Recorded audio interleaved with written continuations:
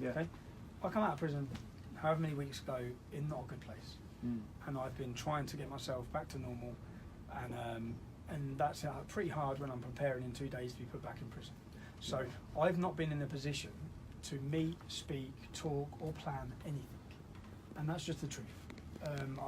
Unfortunately, I've had to be seeing doctors and medical advice on the fact that of the consequences of what's happened in my last prison sentence. So I'm not in a position now to make plans for anything that I'll be doing, because I wouldn't want to go out. Yeah, I'm not in that right frame of mind.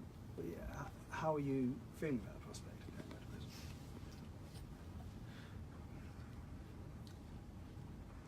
I think that I'm going to stand on my convictions, and I'm going to express that this is a fact again. I was sent to prison for breaching Section 4 reporting restriction order. That same weekend, 3 national newspapers breached the same order. 1 newspaper breached 2 Section 4 orders. When they were made aware, and I've got all this evidence in my transcripts from my court case, when they were made aware that they breached the order, one of the newspapers just didn't care. They refused to remove their thing. Now, many people have committed the same so-called crime that I've committed. None of them have faced prison or been convicted or even arrested. I have already spent 2.5 months on solitary confinement for you're a journalist, yeah? Section 4 court order, under the law, when you read the contempt laws, the judge has no power to put reporting restrictions on the information that's already in the public domain. Everything I said outside that court was in the public domain. Okay? You weren't supposed to be there, were you? Because you had a restriction on you going to those from your previous case, from the Canterbury case. No, I didn't. That's a lie. No, I didn't. Well, that's been widely reported that you had a restriction. It was also widely reported that I pled guilty. It's a lie. Okay. No, I know that's not the case, but you did have a restriction on you. No, I didn't have a restriction from the previous case. No, I had a committal for contempt of court. Okay. Yeah. Now, for me to stand outside a courtroom, this is a free country, and I'm a free man. Okay. And if I stick within the law, which if you read the law, the judge has no power to put a reporting restriction on information that's in the public domain. I knew when I stood outside that courtroom, I knew the verdicts of the first part of the trial, and I knew lots of the ins and outs of the trial. I never spoke about any of them. I didn't assume guilt. I went out of my way to make sure I made people aware that they were innocent until proven guilty. I've done nothing wrong, and I've spent. And in fact, what do you think is going to happen though? What do you think is going to happen? Actually, I shouldn't have asked that. No, that's all right. I think on Friday morning I'll be waking up in prison. I think, look, it's a fact that multiple reporters breached the same order the same weekend, and none of them have faced prosecution. Now, justice is supposed to be blind; it's not going to be deaf and dumb. Okay, I am being prosecuted because I'm Tommy Robinson. Nothing else. Couple of quick fire questions. What do you think of Putin? What do I think of Putin? Yeah. I don't know. I don't research Russia. No, I don't. Not your thing. No. You've met Theresa May. What do you think of her? What do I think of Theresa May? She can't dance. I think she's a robot. I think that Theresa May. We could all come to that. Yeah. I had 20 minutes with Theresa May. Yeah, I know you did. Yeah, when she was Home Secretary. When she was Home Secretary, and everything I warned her about. I actually went on about Luton's Islamic Centre, yeah, guess where Khalid Massoud? Was that the terrorist on Westminster Bridge? Oh yeah. So guess where? I specifically, in my meeting with her, begged her for help in Luton, yeah, as Home Secretary. I said, this mosque, this Luton Islamic Centre, and I listed all the things. Khalid Massoud worked at that mosque. Right. Everything I warned her about has come into fruition. And now that leader, who was part of my Luton in Harmony, the reason why I was so concerned was because I knew and understood what that mosque was about, and they were part of my council. Yeah. They're part of all the Luton in Harmony. You know, we need all diversity is stronger together. And I knew that they're smiling like the imam done to you at the Finsbury Park Mosque.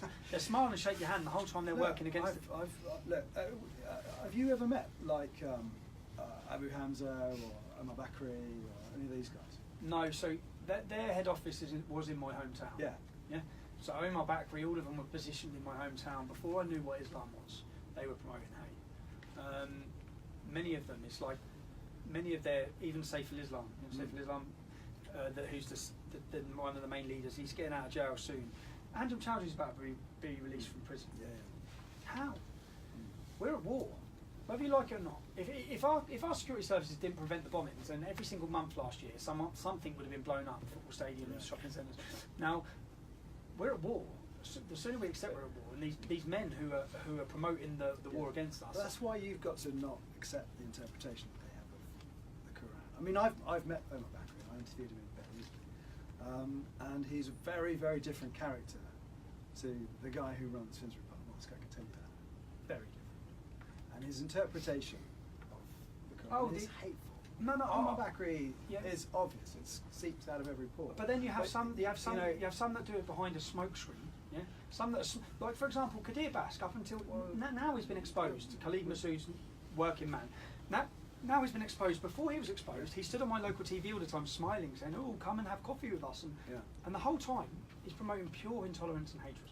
So what I'm saying is, with Islam and understanding who Muhammad was, my biggest problem is understanding who Muhammad was. He was an immoral, barbarian. I'm just trying to get rapist. to where, just sort of, I know we've gone a long time, but just trying to get where you are at with Muslims, because you're saying, oh, you can't trust these guys, they're two-faced. It's effectively what you're saying. I didn't say but, well, you did. You said there's the behind the smoke screen guy. There are. Yeah. There are. But you've got Muslim friends. You've got. Yeah, they're just normal lads. Look, sure. The majority of Muslims in the UK, what I have a problem is when they start following the literal word of their scripture, we're going to have a problem. Yeah. When they want to live as Muhammad did, we have a problem. The reason why is because he killed people, he murdered people, he was a barbarian. Now, the majority of Muslims don't even pick up the Quran, read the Quran, or go to mosque. The majority, they might go to mosque when it's Ramadan.